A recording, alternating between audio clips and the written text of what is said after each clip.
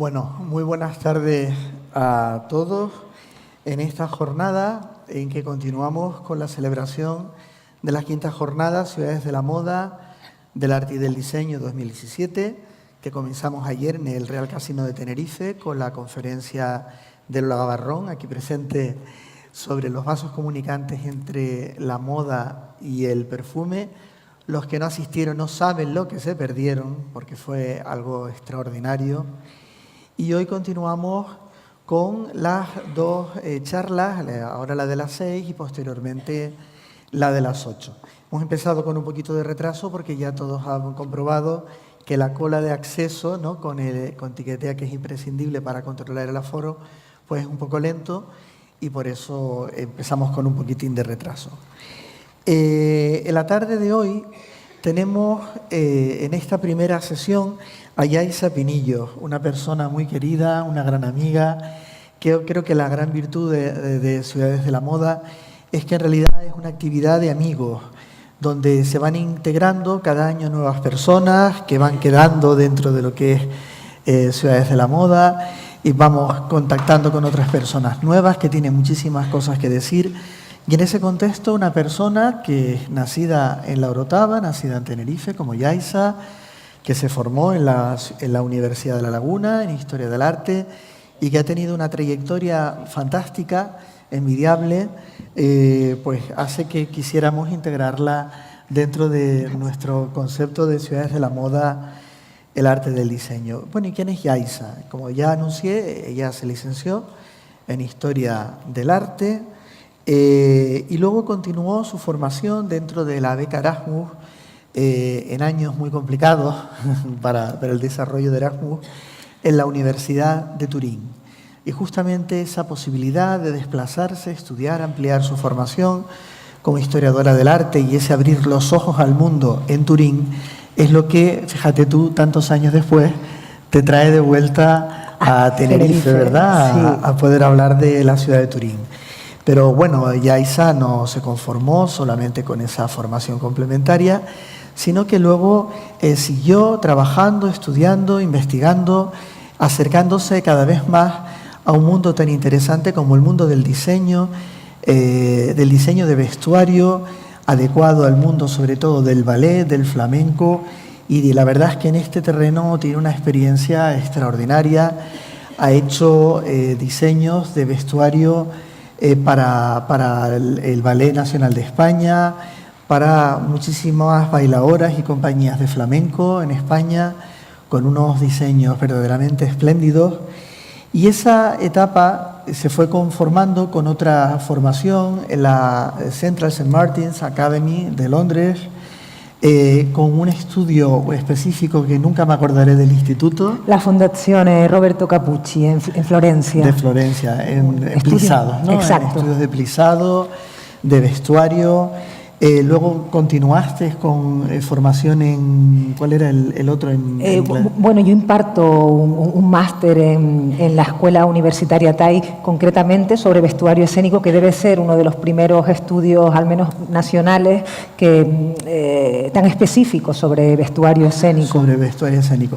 Por lo tanto, la experiencia de ella, por supuesto, traspasa lo que es el estudio del diseño en la ciudad de Turín, sino que es sobre todo una gran diseñadora de vestuario, de figurinismo, que me salía, y quién sabe en un plazo no muy lejano la veamos también trabajando en televisión, quién sabe en series de televisión y cosas por el estilo en ese campo, en ese terreno.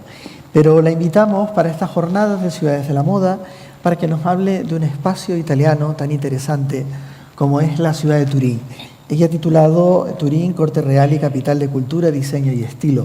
Y en el desarrollo de su conferencia nos dirá por qué. Italia, todos sabemos que es un marco extraordinario para el desarrollo de cualquier forma de diseño y de la moda. Ya trajimos como ciudad de la moda a Milán, cuando hace 2 años, si no me equivoco, Antonella Camponeschi habló sobre la moda en Milán y todo lo que es el mundo de la moda, la estética de la moda y todos los diseñadores de Milán. Y creo que este es el segundo homenaje que hacemos a Italia y lo hacemos a través de ti, Yaisa. Con lo cual, muchísimas gracias en nombre no solo de Cristina Martins y mío, sino de toda la familia numerosa de Ciudades de la Moda, que este año pues se enriquece con tu incorporación, en que, como digo yo siempre de broma, cada Ciudad de la Moda luego va como una franja, así como las Misses, ¿no? La tía pondrá Turín, representante de Turín. Pues nada, muchísimas gracias, Yaisa, y la audiencia es todo tuya. Si no hubiera tenido que preparar esta charla, probablemente nunca hubiera sido consciente de lo que la experiencia de esta ciudad ha supuesto para el desarrollo de mi universo creativo y visual. Precisamente haciendo acopio del material para preparar esta charla que conviviremos juntos esta tarde, recordé que fue en Turín donde leí por primera vez Las ciudades invisibles de Italo Calvino. Italo Calvino no es un turinés de nacimiento, pero sí de adopción, y este libro en concreto, de Las ciudades invisibles, para quien no lo conozca, es un compendio de retratos de ciudades inexistentes, pero que a través de la maestría del autor consigue materializar en realidades envolventes. Y ese hecho, materializar realidades envolventes y verosímiles, tiene bastante que ver con mi profesión de vestuarista escénica. Yo me reconozco como una materializadora de ficciones. Les pongo un ejemplo de lo que son realidades bien materializadas o bien lo contrario.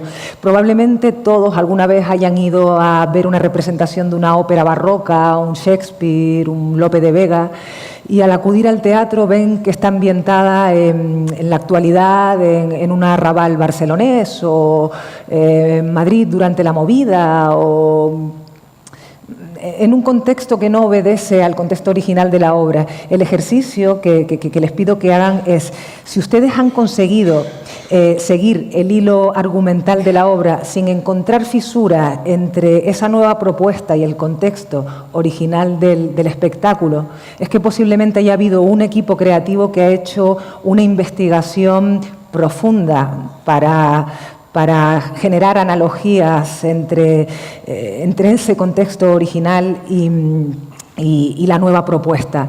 Han conseguido generar una ficción envolvente y verosímil. Si por el contrario, al acudir a ese espectáculo, ustedes han tenido que sustraerse, taparse los ojos para que la propuesta escénica no reviente el contexto original de la obra, posiblemente ese estudio exhaustivo o no se ha realizado o ha sido de un poco errado, ¿no?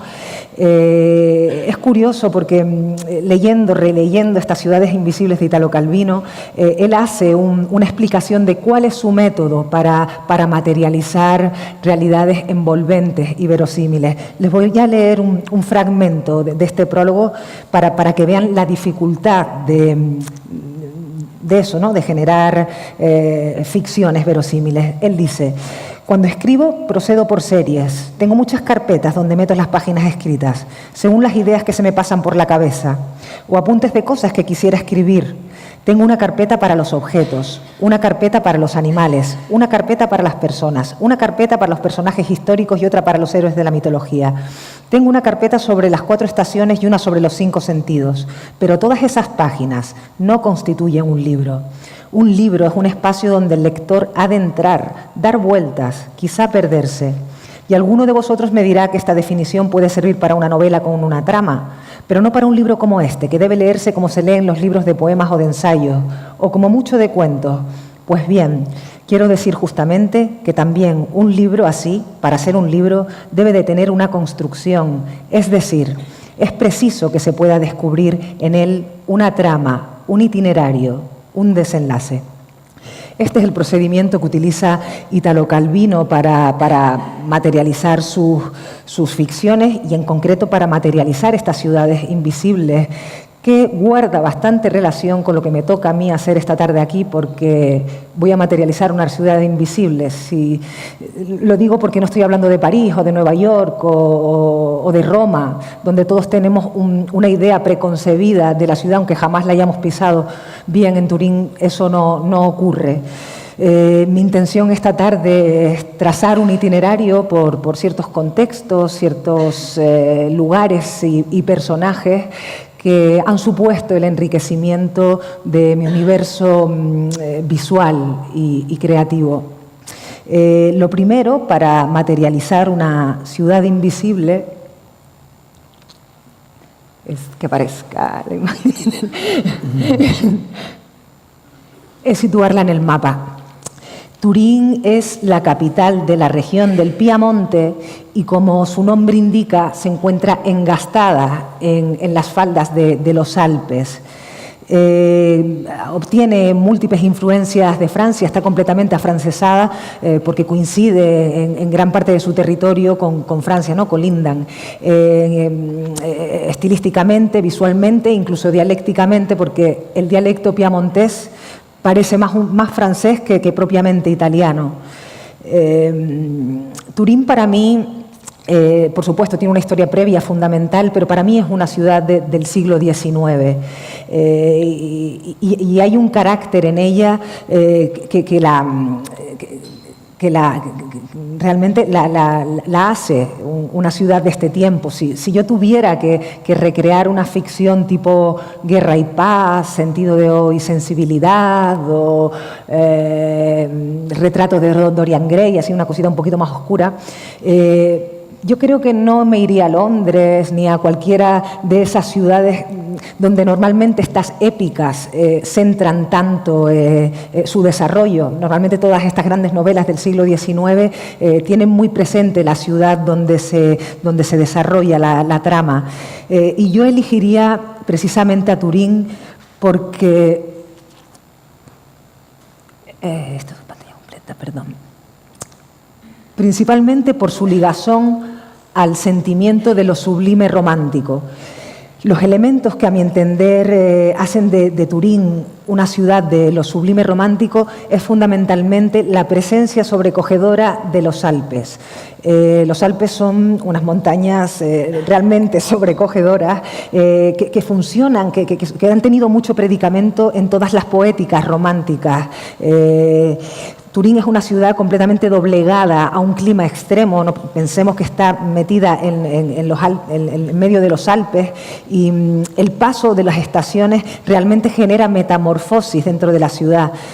Toda ciudad encantada, y Turín es una ciudad encantada, ahora os explicaré por qué, sufre de este tipo de metamorfosis, ¿no? Todos tenemos en mente esa película donde llegamos a la ciudad y hay una niebla espesísima que lo rodea todo, árboles amenazantes, y un buen día desaparece la niebla y amanece una ciudad completamente límpida, bien distinta a esa parte tan negativa y temeraria, ¿no?, de la ciudad. Aquí os he incluido algunos de las fantasías románticas típicas que hablan también justamente de esto sublime, ¿no?, que es ese acontecimiento que puede barrer de un plumazo al espectador que contempla ese espectáculo sobre lo sublime.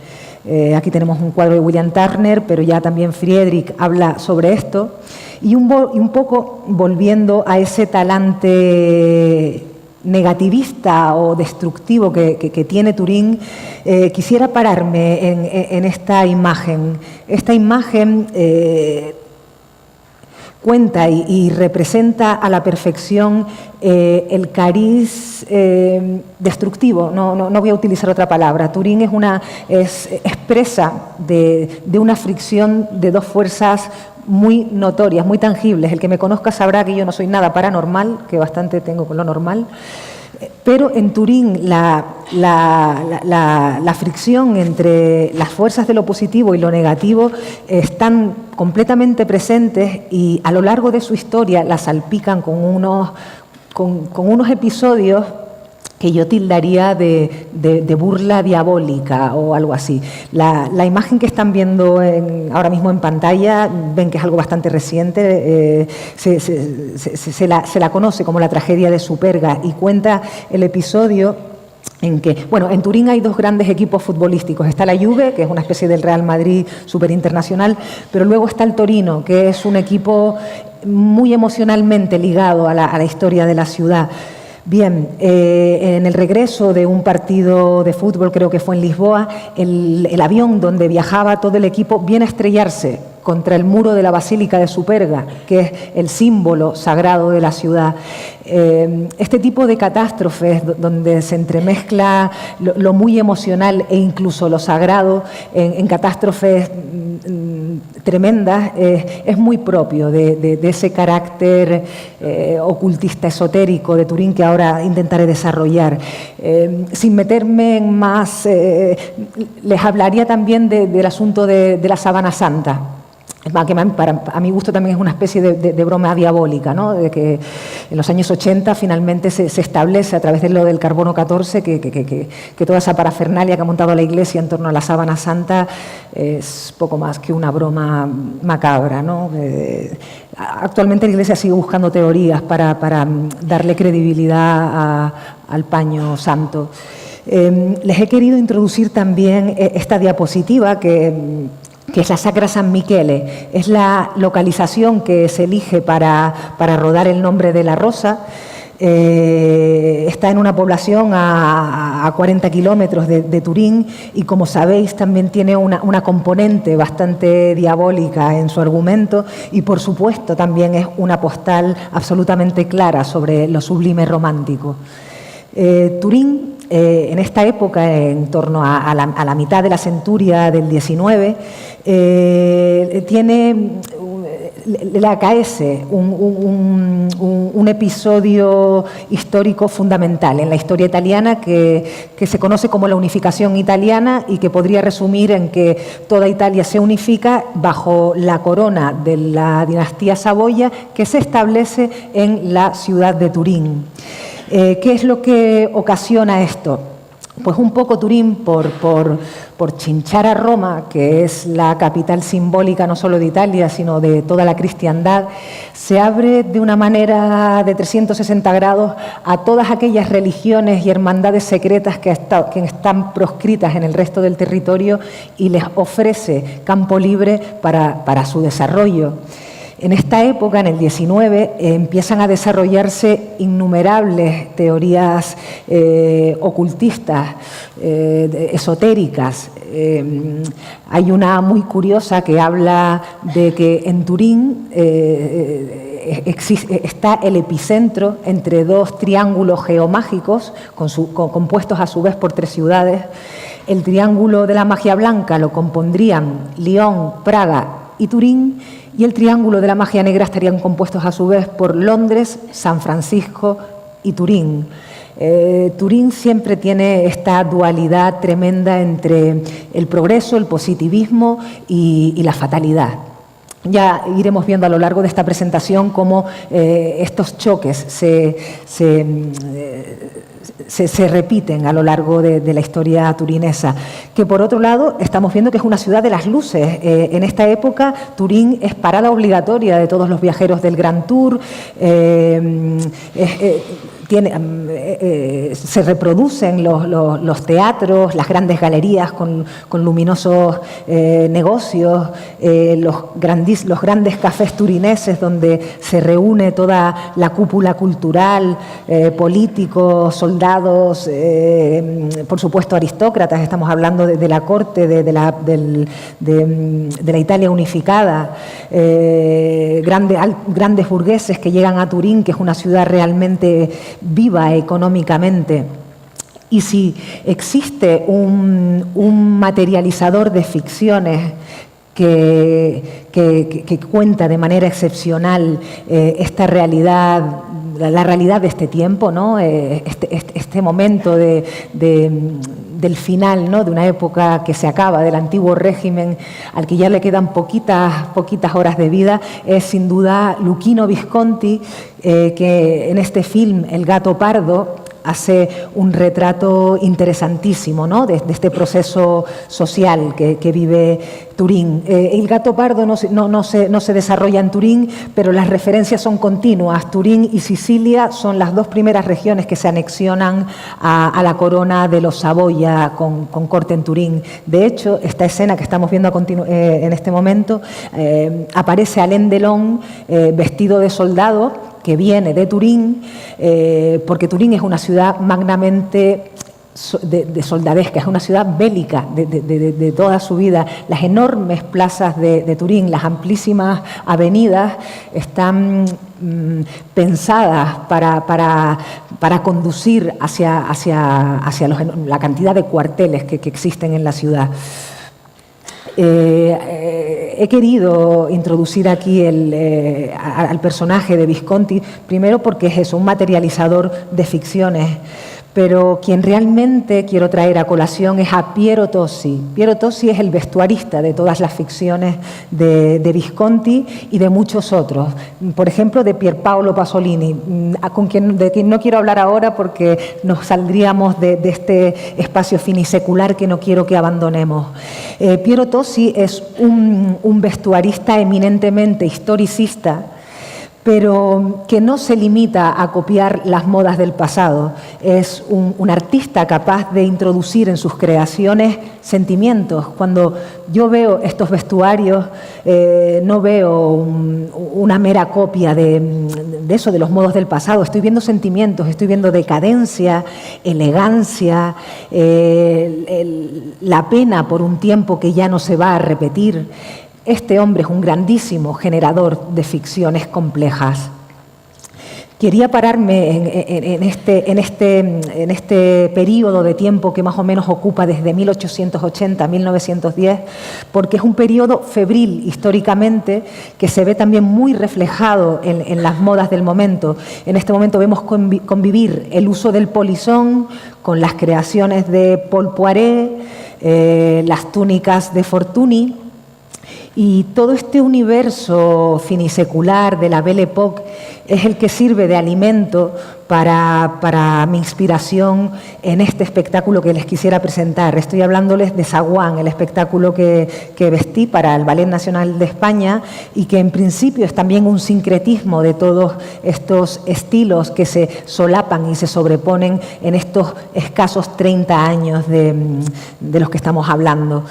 Pero quisiera poner el acento y llamar la atención sobre la ficción construida, donde yo creo que he hecho una labor más interesante, y es fundamentalmente en la de haber unido, y creo que sin fricción, dos elementos en principio contrapuestos. Por un lado, la gala decimonónica que hemos estado viendo a través de las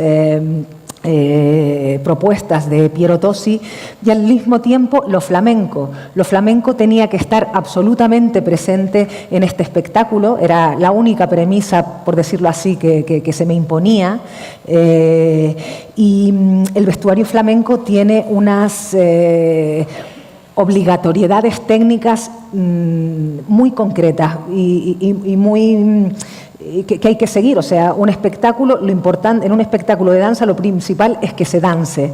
Entonces yo tuve que generar una realidad inventada que me permitiese unir lo flamenco con la gala decimonónica finisecular. ¿Cómo construyo yo esta realidad inventada sin generar fisuras?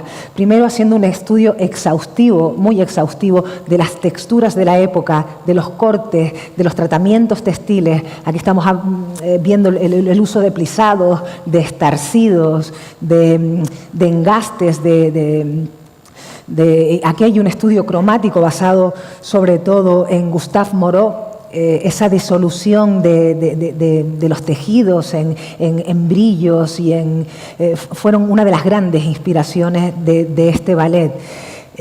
¿Cómo, se preguntarán ustedes, conseguí yo taimar la fricción entre dos elementos tan exógenos como lo flamenco y la gala decimonónica? Pues les explico, les voy a dar los trucos. Primero, eligiendo tejidos originales del siglo XIX. Todos los tejidos fueron comprados en anticuarios, sabanería, doseles, juegos de té, todos fueron comprados en en anticuarios y fueron a su vez también tratados mediante técnicas originales del siglo XIX. Cada una de estas piezas fue tintada siguiendo técnicas tradicionales del XIX, todos los estarcidos, los plisados, los deborés, todas estas técnicas son tomadas de esta época maravillosa de las artes aplicadas que fue el siglo XIX. Yo siempre digo que un espectáculo de danza no está terminado hasta que lo vemos bajo las luces para la que fue pensado y sometido al movimiento de los bailarines. Y un poco para que ustedes puedan valorar y ver si yo conseguí mi cometido de generar esta realidad inventada sin fisuras entre lo decimonónico y lo flamenco, me gustaría ponerles el teaser de Zaguán, de este espectáculo del Ballet Nacional.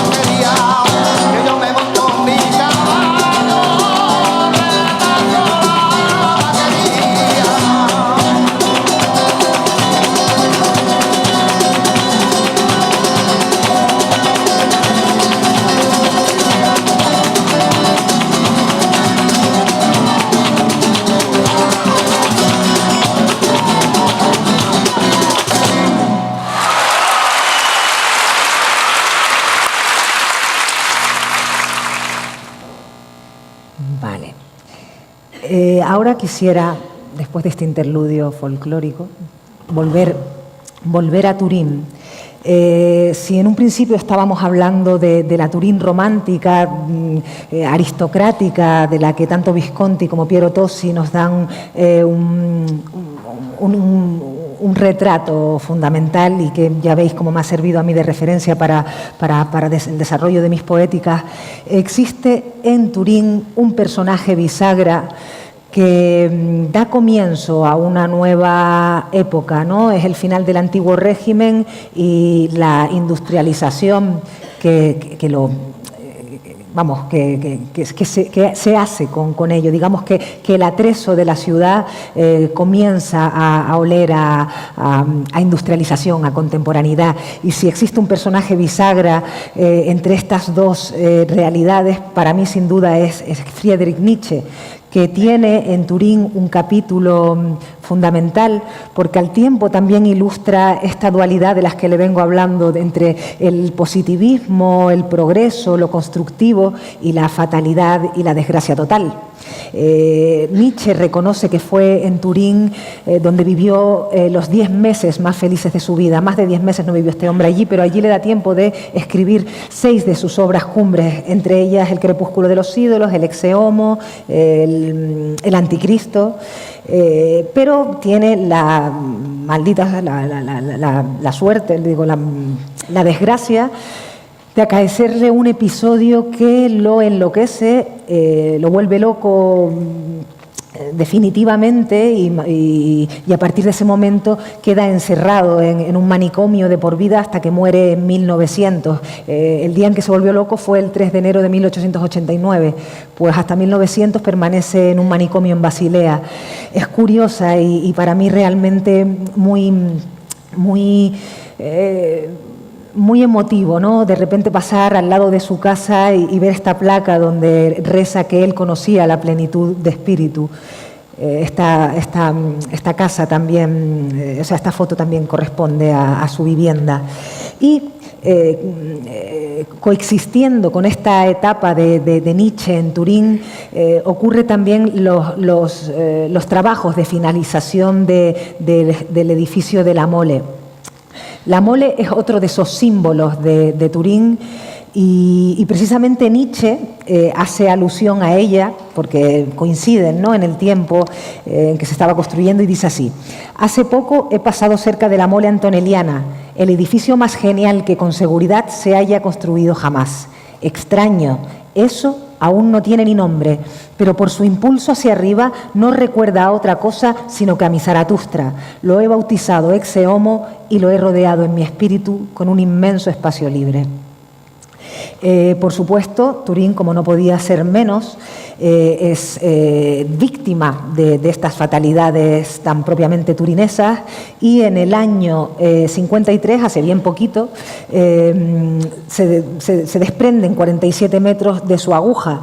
Pero por esa dualidad que tiene también esta ciudad, no resulta nadie herido. ¿Por qué? Porque Turín es una ciudad completamente humanizada, está completamente recorrida por soportales. En medio de una ventisca tú puedes recorrer la ciudad de Turín sin enterarte del mal tiempo por los soportales, los divinísimos soportales que recorren la ciudad. Posiblemente si esto cayó durante una ventisca, los ciudadanos andarían refugiados en estos soportales.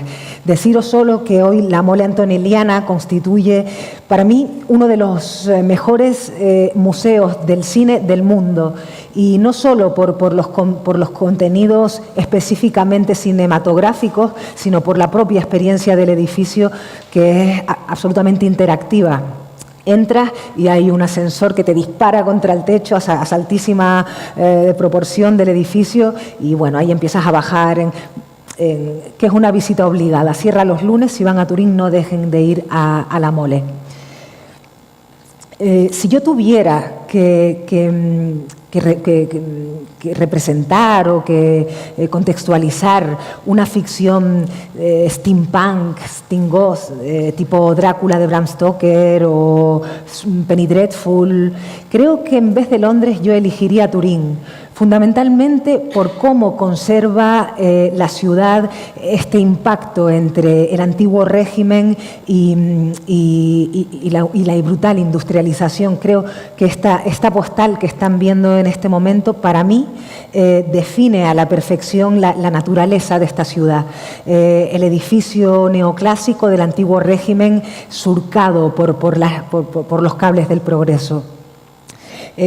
Los turineses, los piamonteses, tienen lo que es para mi gusto una especie de filiación cuasi enfermiza por dos cositas: las máquinas y la velocidad. Esto les hace desarrollar todo tipo de máquinas locomotrices, desde los trenes hasta los tranvías y, por supuesto, los coches. En época de belicismos, como son estas que estamos viendo a continuación, sobre todo durante la Primera Guerra Mundial, una ciudad tan absolutamente industrializada como Turín se convierte en un eje fundamental en la producción de material armamentístico. Durante la ausencia de los hombres en el frente, las mujeres toman las fábricas. Estas son imágenes de en torno a 1915, siempre durante la Primera Guerra Mundial. Este es otro de los resultados de esa superfilia de los turineses por las máquinas y la velocidad. Estos aparatos fueron inventados justamente para eso, para reventar récords de velocidad. Y llegamos a este edificio fundamental. Si hace 40 años estábamos hablando de un hito arquitectónico como era la Mole, quisiera pararme ahora en analizar este magnífico edificio. Este magnífico edificio se le podría definir como un circuito de carreras sobre un edificio. Y os cuento, porque está planteado como una cinta de producción, de tal modo que las piezas... por cierto, esto es la fábrica de Fiat en Lingotto, erigida por Giacomo Matteucco entre 1916 y 1923. Lo interesante de este edificio es que las piezas eran introducidas por las plantas inferiores y conforme iban subiendo por la elipse interna, se iba construyendo el coche hasta que salía por la azotea, donde está este circuito, y un piloto de pruebas lo testaba y veía si estaba apto para su venta. Creo que como edificio corporativo no existe en la historia de la arquitectura un elemento más acertado que este. Bueno, sí, existen otros, las iglesias. Solo las iglesias y el edificio de Giacomo Matteucco guardan en su forma y denuncian en su diseño justamente ese producto que venden. Si en este caso lo que subyace en este edificio es el circuito de carreras, en las plantas de todas las iglesias lo que subyace es la cruz, ¿no? El producto que cada uno de ellos vende. Aquí hay un ejemplo de cómo enriqueció sobre todo la Primera Guerra Mundial a la industria turinesa. En esta escena estamos viendo a Benito Mussolini junto con Giovanni Agnelli, los dueños de la fábrica Fiat, en la inauguración de este edificio maravilloso. La Segunda Guerra Mundial ya no les fue tan bien. La Segunda Guerra Mundial incide sobre Turín fundamentalmente con bombardeos y con dramas poderosos. Si antes os decía que en el siglo XIX, poquitos años antes, Turín se había abierto magníficamente hacia todas las manifestaciones religiosas proscritas en el resto de Europa, acude a Turín una fortísima comunidad judía.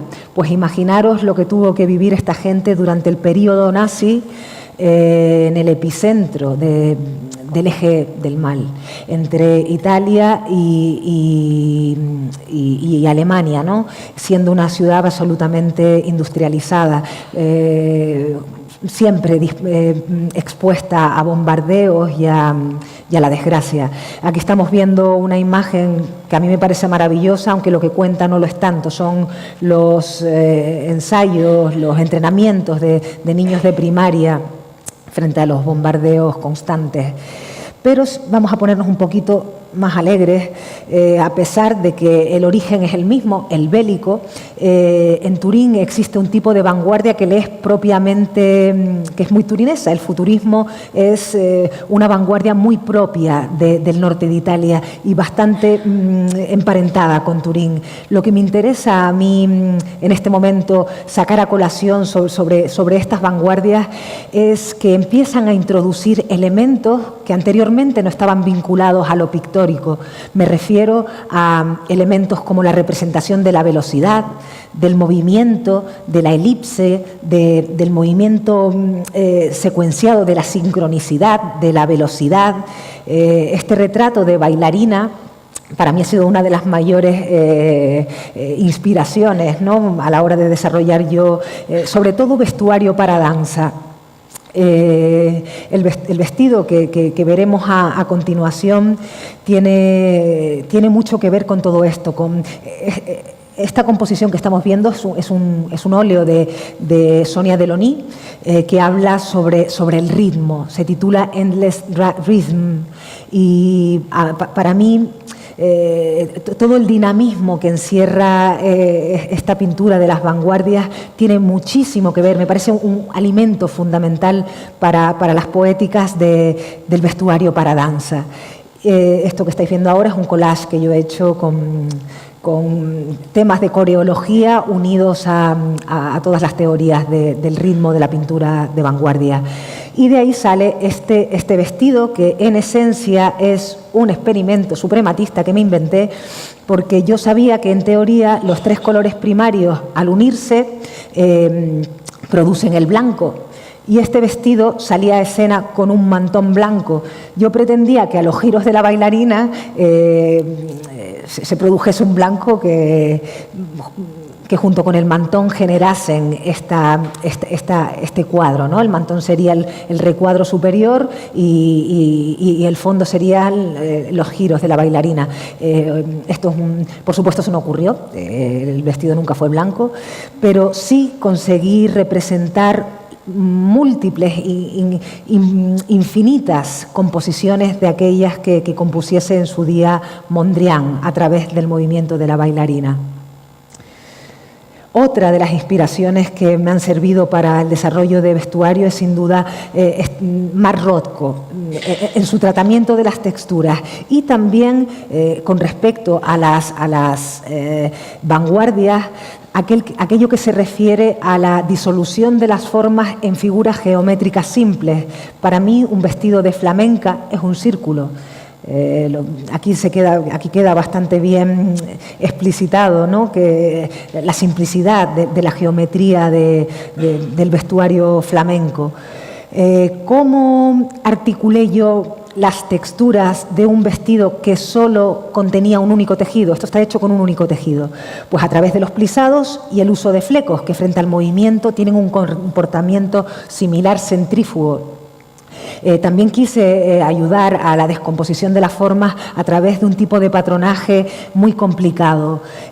Todos los volantes de este vestido están colocados de forma helicoidal ascendente para que a los giros de la bailarina se generase un movimiento especial, rico. Es un vestido rojo, pero completamente articulado. Esta pieza que están viendo a continuación es producto de un experimento que realizamos mis alumnas del máster en la Escuela TAI y que pretendía traducir a técnicas textiles algunos de los elementos del Guernica. No sé si se puede apreciar en la fotografía, pero aquí no hay nada pintado. Por supuesto, el Guernica está hecho con pintura, está hecho al óleo. Yo no quise meter ningún pigmento en esta pieza. Todo está hecho a través de técnicas puramente textiles. Aquí hay un collage de tejidos que van cambiando sus cromatismos, pues porque incluyo más o menos, son transparencias que se suman y van generando estratos de color. Los rayos que veis están hechos con hilos. Yo pretendía que fueran dinámicos, no pintados sobre la tela, de modo que cuando el bailarín moviese los brazos, también estos hilos tuvieran vida propia. Ahí estáis viendo el detalle de la bombilla, que está hecho con la técnica del collage y del stitching. Otro de los trucos que intenté sacar aquí, estáis viendo que aquí, en el boceto, hay una especie de mitra papal. Pues yo quería que a los movimientos del bailarín esta mitra papal se reventase o se descompusiese.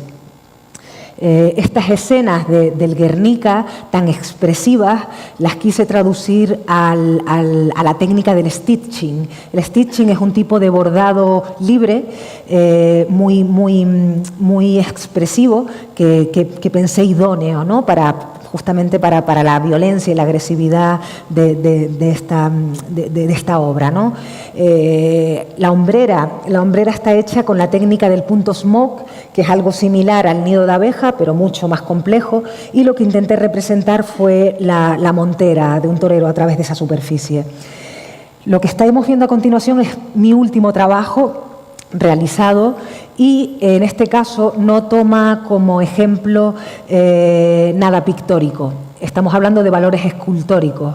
Mi inspiración aquí fue la escultura helenística y la escultura barroca, ¿no? Digamos que es como el movimiento parado, el viento.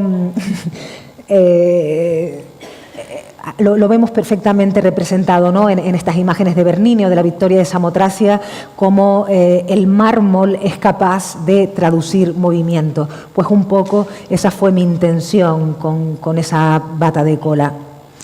Aquí estamos viendo que la bailarina está completamente parada, pero hay movimiento en esta prenda porque está concebida casi en 3D. Está llena de alambres y un poco esa era la idea de esta bata de cola. Ahora quisiera referirme a una pieza que habrán visto ahí fuera, que reconozco que aquí he estado hablando de encajes de Lyon y de antigüedades del siglo XIX, y ahí habrán visto que aquello está realizado con parasoles de coche. ¿Por qué? Primero porque el concepto es absolutamente distinto. Aquello es un vestuario de un performativo. Si hasta ahora hemos visto vestuarios escénicos para grandes agrupaciones o por lo menos para ser utilizados durante varias veces en gira, ese vestuario que estáis viendo encuadrado dentro de lo que podría llamarse arte povera o arte efímera, porque está pensado para ser utilizado una única vez y bastante buen aspecto tiene para la caña que se le dio, está muy basado en la utilidad escénica y sobre todo en los procesos creativos con los que se produjo. Este vestuario lo produjimos en una semana. Vinieron mis padres, Pura Márquez, todos los amigos de alrededor del Queroxén, y entre todos construimos este vestuario con materiales de bajo coste. Aquí estáis viendo plástico de pintor, plásticos de embalaje, los parasoles de coches. ¿Por qué elegí estos parasoles de coches? Primero por la carencia absoluta de iluminación que teníamos. Yo tenía que elegir una superficie que fuera una luminaria en sí misma para que las pocas luces que tuviéramos tuvieran un reflejo en ese objeto y centrar la escena. Y bueno, esto ha sido un poco el resumen de cómo la ciudad de Turín, de un modo que ya os digo, pensé que no había tenido tanta repercusión en la ampliación de mi universo creativo, pero justamente preparando esta charla me doy cuenta de lo que ha supuesto, ¿no? Justamente eso, en mi universo creativo y visual. Espero haberles llevado a ustedes, seguramente de un modo fragmentario, porque esta breve hora no daba para llevarles a un viaje muy extenso por la ciudad de Turín, y he querido además huir de la visita turística. He querido hablar de ciertos contextos donde ustedes pudieran, como dice Italo Calvino, perderse, pensar y vivir su propia experiencia de la ciudad.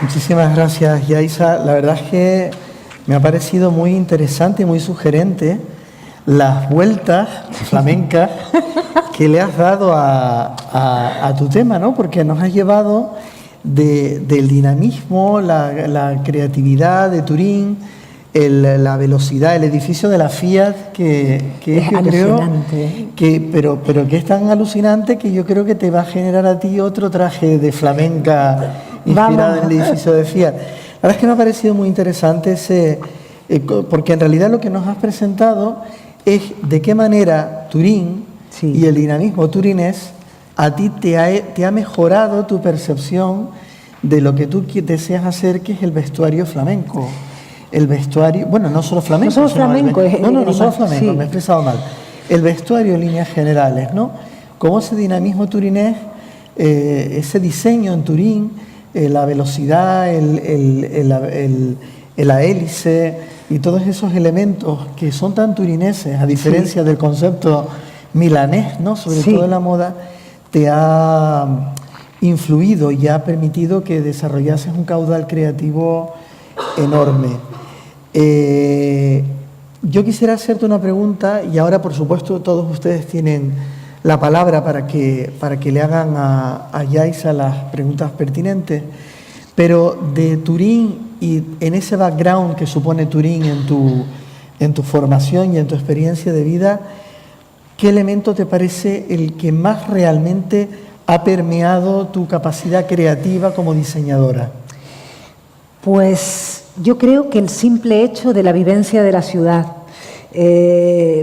Me gustaría aquí hacer un inciso sobre la importancia de la formación de los profesionales, ¿no? Yo abogo, o sea, estoy completamente convencida de que la formación universitaria es fundamental, sobre todo por una cosa, porque hay un 40% de las asignaturas de la facultad que no nos interesan nada. Pero si somos capaces de estudiarnos eso, ya somos capaces de estudiarnos cualquier cosa. Entonces eso nos da una capacidad de estudio que es fundamental para alguien que quiere superarse. Pero pasada esa etapa universitaria, yo abogo por un tipo de educación que yo diría que es poco academicista, pero que tiene muchísimo que ver con los viajes y con los cursos en el extranjero. Mi modo de proceder, mi modo de implementar mejoras y de ser mejor profesional va siempre muy ligado a la práctica. O sea, cuando yo estoy haciendo algo, enseguida noto, uy, esto no lo sé hacer. Y busco, uy, ¿esto dónde se enseña? Se enseña en Milán, en tal sitio. Vámonos para Milán. O sea, yo ahorro dinero, igual de un sitio o de otro, saco dinero porque sé que mi visita a la ciudad en el entorno de ese curso me va a producir un conocimiento mucho más extenso y mucho más intenso de lo que podría ser el acudir a una academia. Es como lo de los idiomas. O sea, si tú vas a una academia aquí a estudiar inglés, te va a costar lo más grande. Pero si te vas a Inglaterra, no solo vas a aprender inglés, vas a aprender por qué el inglés se habla así, por qué el inglés de esta zona lo habla de esta manera. Yo lo que digo es que las experiencias de las ciudades nos permiten construir ficciones mucho más complejas e intensas. Por eso yo creo que la propia palabra de Ciudades de la Moda, del arte y del diseño, ya dice mucho sobre eso. Es decir, que me parece que lo que tú estás diciendo es enriquecedor para nuestro concepto, nuestra visión, porque vivir la ciudad, las grandes ciudades te dejan grandes experiencias, y las grandes experiencias que tú vives en las grandes ciudades acaban formándote, ¿no? Acaban teniendo luego, a lo mejor no es en el momento, pero a lo largo de tu vida acaban transformando tu capacidad creativa. Sí. La verdad es que sí, fantástico. Nos gustaría que participasen, pero si se pudiera encender un poquito la luz de la sala básicamente para que podamos, porque ustedes nos ven, pero nosotros a ustedes no. Esto es como en el teatro. Sí, ahora sí. Sí, ahí hay una pregunta. Hemos visto a Turín bajo el prisma romántico. Sí. Pero yo tengo curiosidad por saber, una ciudad tan industrial debe haber mucha clase trabajadora. Sí. ¿Cómo vive la gente trabajadora en Turín? Pues ¿Es mira, tan cutre como aquí? ¿Hay un urbanismo guay? No. Y otra pregunta, sí. ¿cómo visten? Vale, te cuento. Turín es una ciudad industrializada desde 1850, 60, o sea, cuando los Saboya salen de allí, Turín hace un grandísimo cambio desde una sociedad agrícola, aristocrático-agrícola, antiguo régimen, a una sociedad absolutamente industrializada. Esto generalmente produce unos abusos aberrantes, ¿no? O sea, todos tenemos en mente la inhabitable Londres industrializada. Pues, ¿cómo responde Turín ante estos grandes abusos? Agrupándose en unos sindicatos fortísimos. Turín es una ciudad absolutamente sindicada. Hay un montón de agrupaciones de Isla Bori, no sé. Es una ciudad de izquierda y muy respetuosa con el obrero. Está muy respaldado por sindicatos. ¿Y cómo visten los turineses en Turín? A ver, ¿cómo se viste en Turín? Yo estuve allí en el año 2000, os cuento. Pero creo que sí que podría decir que hay un carácter que se podría nombrar. Ahí están los Terroni. Los Terroni son ciudadanos de la Italia meridional que acuden a Turín a trabajar en la fábrica Fiat, que es el corazón económico de Italia. Pues los Terroni visten distinto a de los turineses. Es moda meridional, es distinto. Los turineses son bastante aristocráticos. De hecho, tienen un punto ranciete, no malo, pero tienen un punto, al ser una ciudad tan hermética, y cuando digo hermética no me refiero solo a lo esotérico, sino al dificilísimo acceso que tiene la ciudad. O sea, cuando contaba esto del accidente aéreo del equipo tal, es porque Turín está siempre rodeada de una niebla peor que la de los rodeos, y es constante. Yo recuerdo que cuando fuimos a Turín no nos fuimos a Linate, nos fuimos a Milán y cogimos un autobús que nos trasladó como la carroza de Drácula a través de los Cárpatos hasta la ciudad de Turín. Es una ciudad completamente, aparte de las montañas, hay una niebla espesísima que la cubre. De todas formas, la moda en Turín, claro, está muy vinculada al diseño en Milán. Es decir, toda la gran industria milanesa, porque Milán está muy cerca de Turín. 2 horas. Quizás tiene además el frío de Turín es eso, ¿no? Es una ciudad esencialmente fría al pie de los Alpes, y yo creo que tiene un diseño de moda, una vivencia de la moda totalmente vinculada a las grandes firmas milanesas, pero donde la posibilidad de variar de ropa, abrigos, etcétera, pues te da lo que los climas fríos dan, una posibilidad y un disfrute del vestir realmente singular. Por eso yo creo que Turín, Milán son quizás las ciudades italianas donde el cuidado estético y las firmas de moda, las casas de moda tienen un mayor arraigo, ¿no? Es que no solamente es la producción y los diseñadores establecidos en estas ciudades, sino la propia posibilidad en la ciudad de disfrutar de la moda. Porque el clima influye mucho en la moda. Y en una ciudad, o sea, en la vivencia de la moda en un contexto, ¿no? En una ciudad. Y sobre todo una ciudad tan estacional como Turín, que tiene 4 estaciones que no tienen nada que ver la una con la otra. O sea, hace un tipo de climatología en invierno que es completamente opuesta al del otoño. O sea, aquí en Canarias todos tenemos entretiempo, vestimos de entretiempo, claro. Pero allí hay una grandísima diferenciación estacional para el vestuario. Eso permite desarrollar una industria, aunque también tuvo una gran industria de la moda Turín, sobre todo en los 50, 60, con muchas casas que luego fueron cerrando, pero y además el cine lo refleja, ¿no? El cine de los años 50, 60. Exactamente, sí. Tiene muchas películas que están ambientadas en la ciudad de Turín y donde el eje de la moda, la verdad es que el otro día estaba queriendo recordar títulos, ¿no? Sí. Y siempre es verdad, es la calle, el coche y los protagonistas vistiendo una ropa que entiendo que en los años 50 de España estábamos en las antípodas, en el Pleistoceno. Sí. Por favor, más preguntas. Sí, Lola. Que además nos puedes hablar también muchísimo sobre la moda italiana. No, pues voy a hablar de Madrid. Es que hay un lugar que nos hermana en Madrid, nos hermana a Turín y que aprendemos desde pequeños. En el Retiro hay un espacio, una placita con la estatua del ángel caído.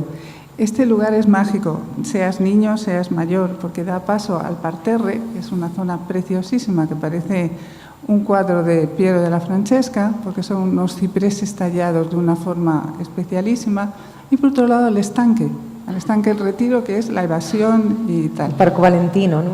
Bueno, entonces claro, cuando de pequeños ves la estatua del ángel caído, pues es que te sorprende, ¿no? Lucifer, el ángel más bello, tal. Y te dicen, no, pero no es la única estatua que hay en Europa. En Turín hay un verdadero culto al diablo. Me gustaría que contaras un poco cómo se manifiesta ese culto al diablo. Me imagino como una fatalidad positiva, claro. Sí, es que es parte de la idiosincrasia de la ciudad, o sea, es notorio. A mí me resulta raro estar hablando aquí de fuerza, pero realmente toda la historia de Turín está salpicada de episodios que lo ligan hacia lo diabólico. Ya en 1556 Nostradamus sitúa en Piazza Statuto las puertas del infierno. Los propios orígenes de la ciudad están vinculadas a un príncipe egipcio, el exiliado de Egipto, por cuestiones anatémicas con la religión que se estaba produciendo en Egipto, y dice que huye a Turín, desde Egipto a Turín, a fundar la ciudad. Y esto además tiene un reflejo muy extraño, porque en Turín además se encuentra la mayor pinacoteca de arte egipcio del mundo, detrás de la del Museo Nacional del Cairo. Pero Turín está realmente plagada de historias negras, de historias que la marcan como un lugar vinculado a la desgracia, pero no a cualquier tipo de desgracia, sino a aquella que mezcla elementos emocionales y sagrados y juega con ellos en plan broma macabra. Un grandísimo ejemplo de esto también es creo que lo nombré antes, ¿no? Durante la Segunda Guerra Mundial, la cantidad de convoyes llenos de judíos que se iban directamente a Auschwitz. Hay una placa en Portanuova que habla sobre estas deportaciones, pero realmente la gente no vive agobiada ni atenebrada por este carácter maligno de la ciudad. Es muy fuerte como el progreso es tan poderoso como esos episodios destructivos de la ciudad. Y hablo un poco de eso, de lo bien estructurada que es una ciudad completamente racional. Eso de que no te mojes, llueva o nieve o lo que pasa, aunque vayas sin paraguas, porque toda la ciudad está completamente protegida para el viandante. Creo que los turineses han sabido salir al paso de la fatalidad. Bueno, y además tiene el caso de la Sábana Santa, que la reliquia de la Sábana Santa, que muchos decían que desde que se traslada a Turín, que es para tapar la boca del infierno, y justamente hace no muchos años, la fatalidad del incendio de la capilla de la Sábana Santa, ¿no?, de la Santa Sindone en Turín, que dejó eclipsado al mundo, porque es la mayor reliquia de la cristiandad. Pero que además se ha sabido que es una pieza de... No. Hay estudios... Es que hasta eso es contradictorio, ¿no? Sí, no se ha llegado nunca a una conclusión cerrada. Bueno, pues si hay alguna pregunta breve, de respuesta breve, porque el tiempo se nos va echando encima. Bueno, pues entonces, Yaisa, muchísimas gracias por estar aquí. Les recordamos que fuera tienen una pequeña instalación a la salida, ya todos la habrán visto, pero después de haber escuchado a Yaisa y además esa relación entre esa experiencia en Turín y su desarrollo de vestuario, pues está esa pieza tan turinesa y tan flamenca que tiene aquí a la salida. Les recuerdo que ahora a las 8 tendremos la comunicación de Vani Acosta, director creativo, titulada Comunicación Creativa, creas para que te crean, lo creas o no, para ir a hablar acerca de creatividad. Es ahora a las 8, después de tomarnos un breve descanso, y recordar lo de siempre: los alumnos que hayan venido a través de matrícula en la Fundación General de la Universidad de La Laguna, tienen la conferencia siguiente, también tienen que firmar siempre en todas las asistencias, porque saben que parte del crédito y demás consiste en la asistencia, ¿de acuerdo? O sea, que no es que se firma la primera y ya vale para las dos. Muchas gracias.